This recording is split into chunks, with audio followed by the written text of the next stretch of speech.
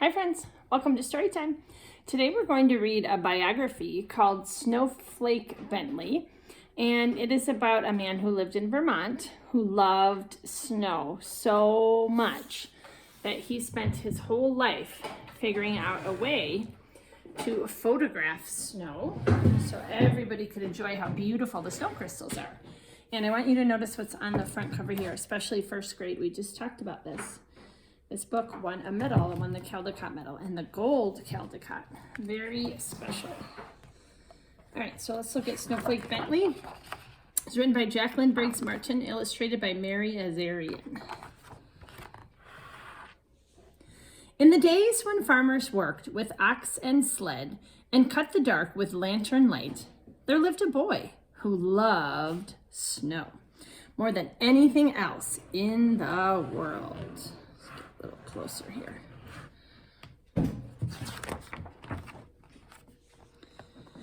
Willie Bentley's happiest days were snowstorm days.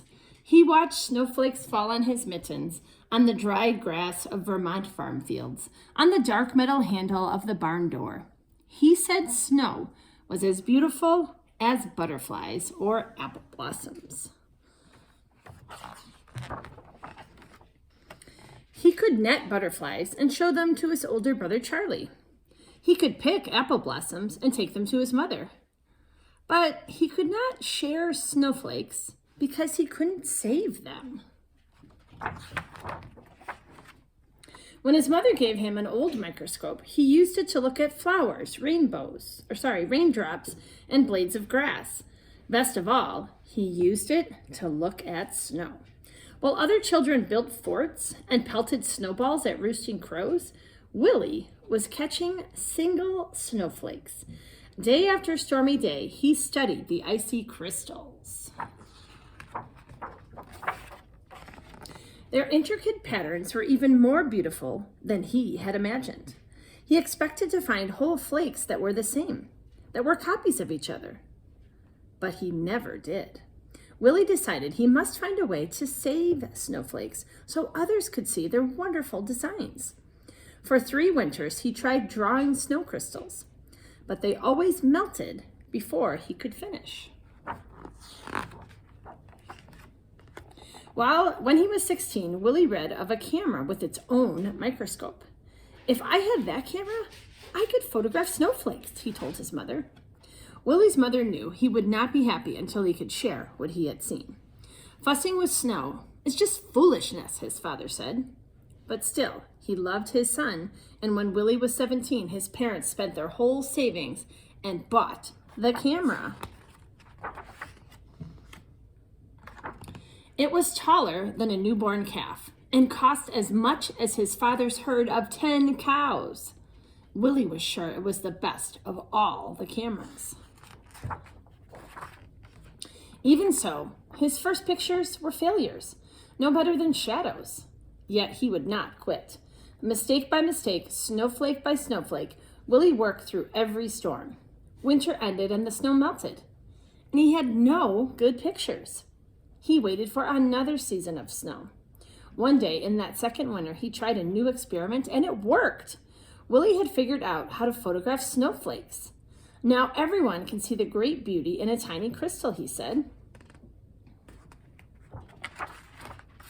But in those days, no one really cared. Neighbors laughed at the idea of photographing snow. Snow in Vermont? That's as common as dirt, they said. We don't need pictures of it. Willie said the photographs would be his gift to the world. Now, while other farmers sat by the fire or rode to town with horse and sleigh, Willie studied snowstorms. He stood at the shed door and held out a black tray to catch the flakes. When he found only jumbled, broken crystals, he brushed the tray clean with a turkey feather and held it out again. He waited for hours for just the right crystal and didn't notice the cold. If the shed were warm, the snow would melt. If he breathed on the black tray, the snow would melt. If he twitched a muscle as he held the snow crystal on the long wooden pick, the snowflake would break. He had to work fast, or the snowflake would evaporate before he could slide it into place and take the picture. Some winters, he was able to make only a few dozen good pictures. Some winters, He made hundreds. So if you notice on the side here, there's some extra info, which I haven't been reading, but I want to read this one. It says, the best snowstorm of his life occurred on Valentine's Day, 1928. He made over 100 photographs during that 2-day storm. He called the storm a gift from King Winter. Kind of like our storm, right? A gift. Willie so loved the beauty of nature, he took pictures in all the seasons. In the summer, his nieces and nephews rubbed coat hangers with sticky pitch from spruce trees. And then Willie could use them to pick up spider webs, jeweled with water drops, and take their pictures.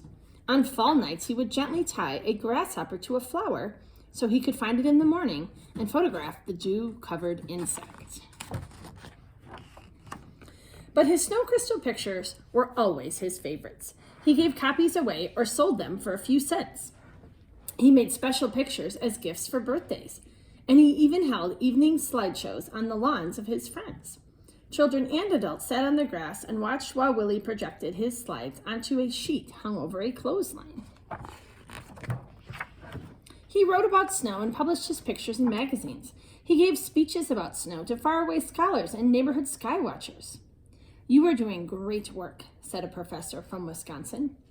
The little farmer came to be known as the world's expert on snow, the Snowflake Man.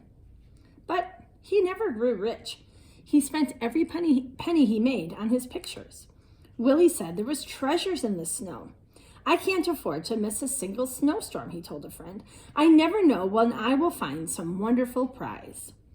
Other scientists raised money so Willie could gather his best photographs into a book. And when he was 66 years old, Willie's book, His Gift to the World, was published. But still, Willie was not ready to quit. So the name of his book is called Snow Crystals. Less than a month after turning the first page on his book, Willie walked 6 miles home in a blizzard to make more pictures. But sadly, he became ill with pneumonia after that walk, and he died 2 weeks later. A monument was built for Willie in the center of his town. The girls and boys who had been his neighbors grew up and told their sons and daughters the story of the man who loved snow. 40 years after Willie Bentley's death, children in his village worked to set up a museum in honor of the farmer and scientist. And his book has taken the delicate snow crystals that once blew across Vermont, past mountains and over the earth. Neighbors and strangers have come to know of the icy wonders that land on their mittens, all thanks to Snowflake Bentley. And because this is a real biography, at the end it has a picture of Willie using his special camera, and then on the bottom it has a couple of different snowflake photographs that Willie took. They are just gorgeous. And this is Willie's talking his own quote here. The average dairy farmer gets up at dawn because he has to go to work in the cow yard. I get up at dawn too, but it's because I want to find some leaf hung with dew or a spider web which the dew has made into the most delicate ropes of pearls. I take my camera with me, get down on my knees in the wet grass, and photograph these exquisite bits of nature. Because I do this, I can show these lovely things to people who never would have seen them without my help. They will get their daily quart of milk all right. Other farmers will attend to that. But I think I'm giving them something which is just as important. Remember, Willie said his pictures were his gift to the world. I think those are amazing. All right, friends, so that's Snowflake Bentley. A great book to read when we have all of this beautiful snow outside to look at and admire and be grateful for. So friends, maybe in the comment you can tell me something that you learned about Snowflake Bentley. And then if you want, I'm going to post a separate video with a little activity to make your own snowflake out of a cupcake liner. So if you'd like to do that activity, you can click on page 2. All right, bye friends, we'll see you soon.